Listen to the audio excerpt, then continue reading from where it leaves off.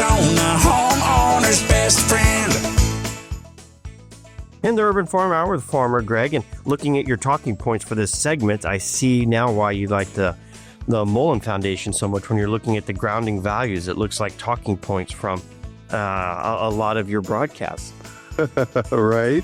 Exactly.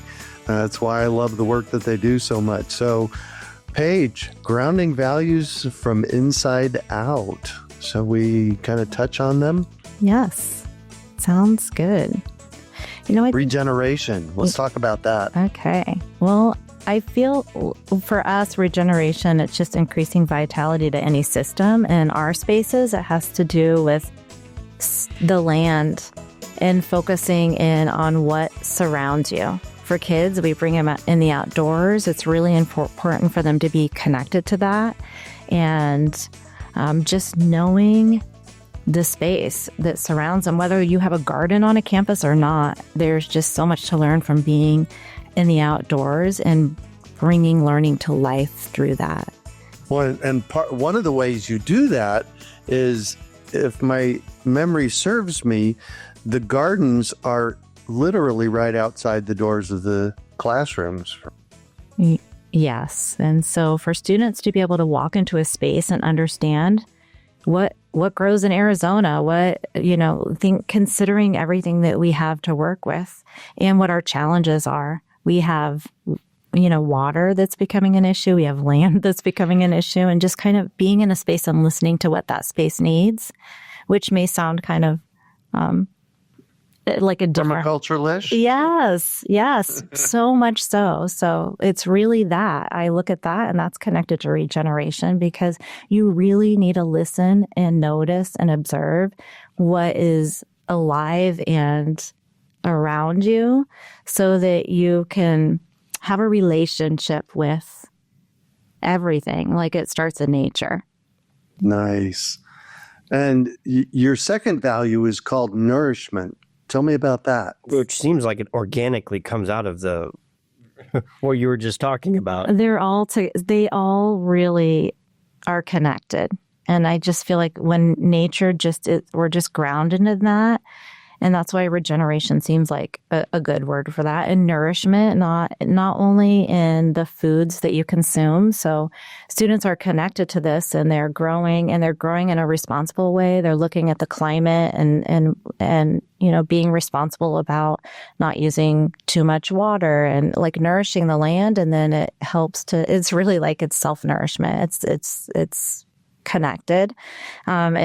Even like around health, of course, being healthy, but it's the way you care for something and the way it cares for you, if that makes sense. Nice. Yes, absolutely. Because there's definitely always in nature, there's that give and take. Mm-hmm. And if we're not caring for nature and we're not listening to nature, it's not really going to produce what it is that we need to survive. So when you're looking at like the food and the health of that, if you're taking care of the land, then you're also, it's going to give back to you, and vice versa. Yeah. And then partnership is the third value. So it's like relationship by just connecting to all living things, but also we wouldn't be able to do any of the work that we have before us without so many partners. A lot of what we do is in collaboration with different organizations, other nonprofits, schools, families, government agencies. And I think so much of what we do, really, we are grounded in partnership. I feel like it's the only way to move things forward. And it has to be people who are in alignment with your values, who are interested in working together for the greater good. But we find those, and it really helps, no matter anything we do, thrive. Wow.